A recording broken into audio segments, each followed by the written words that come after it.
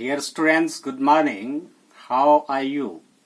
I hope you are all good, fit and fine, feeling well, enjoying home classes very well.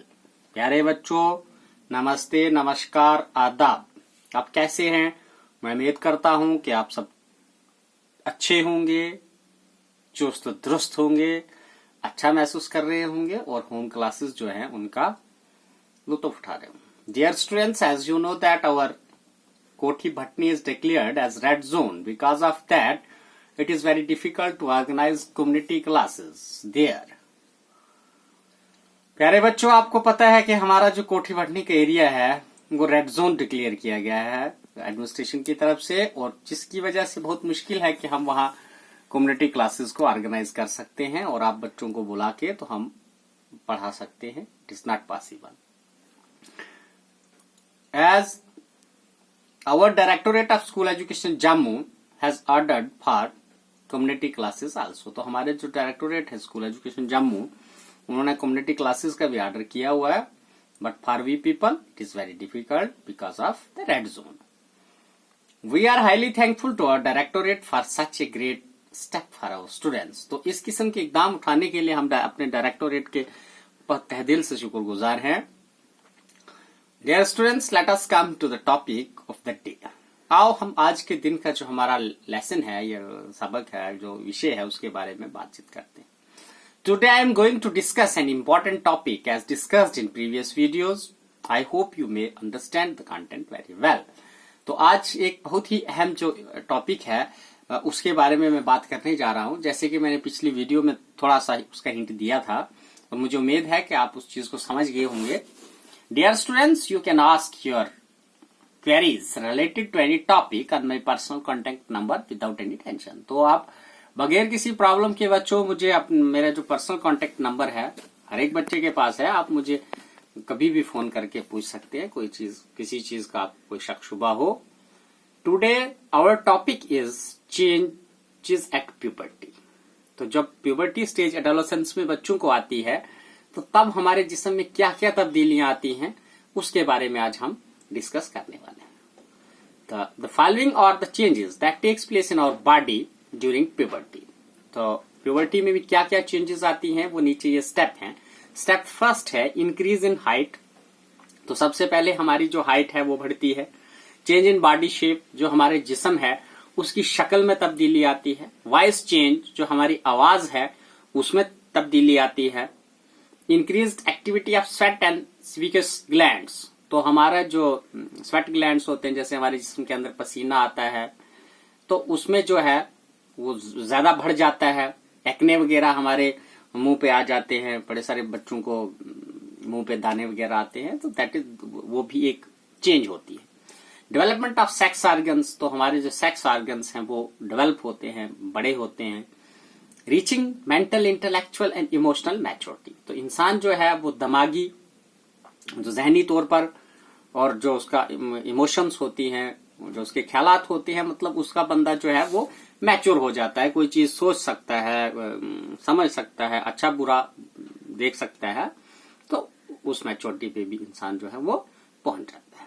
तो now we shall discuss the mention point one by one. तो जो ये ऊपर मैंने point लिखे हैं तो इसको हम क्या करेंगे, अब इसको इलेबोरेट करेंगे. Increase in height.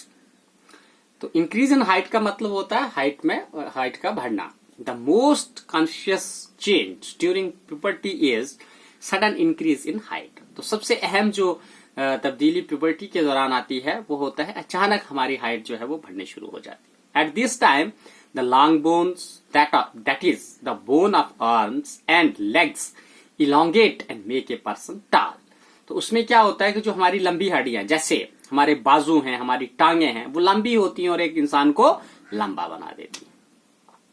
Next is change in body shape. तो हमारा जो जिस्म है उसकी जो शक्ल है उसमें भी तब्दीली आती है. There is great change in the body of both boys and girls. तो लड़के और लड़कियों के दोनों के जिस्म में जो है वो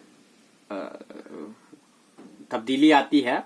Because of puberty in boys shoulder generally broader as a result of growth. तो लड़कों के अंदर जो शोल्डर्स होते हैं, जो कंधे वाला पोर्शन होता है, वो बड़ा हो जाता है, ब्रॉडन हो जाता है, चौड़ा हो जाता है।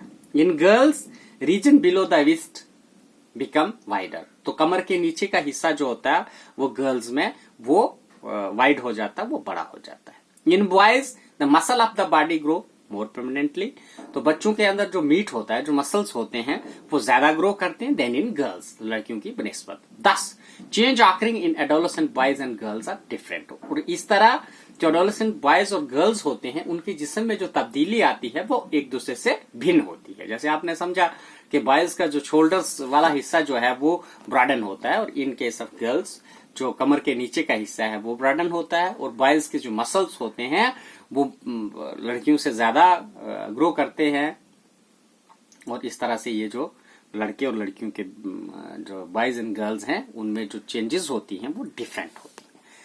The next step is voice change. Dear students, did you notice that sometime the voice of some of boys in your class crack? तो कभी आपने देखा होगा कि आपके जो क्लास के बच्चे होते हैं किसी की आवाज क्रैक होने शुरू हो जाती है, ऐसे फटनी शुरू हो जाती है। At puberty stage, the voice box or larynx begins to grow. तो जैसे ही ये puberty stage आती है, adolescence age आ जाती है, above 11, 12, 13, तो क्या होता है कि जो हमारा larynx है, voice box है, जो हमारा आवाज वाला डिब्बा है, वो क्या होता है, begins to grow, वो बड़ा होने शुरू होता है।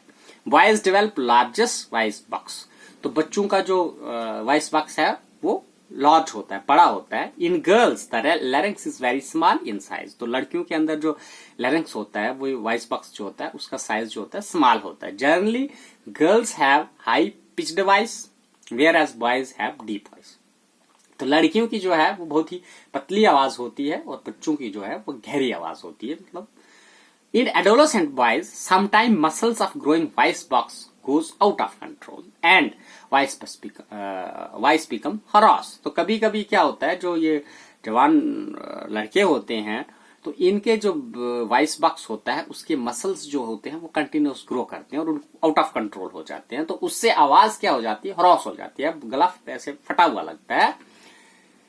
This stage may remain for a few days or weeks after which the voice become normal, और ये जो स्टेज है ये कुछ दिनों तक रहती है और फिर थोड़े दिनों के बाद जो है वो स्टेज, उस नॉर्मल स्टेज पे हमारा वॉइस बॉक्स आ जाता है।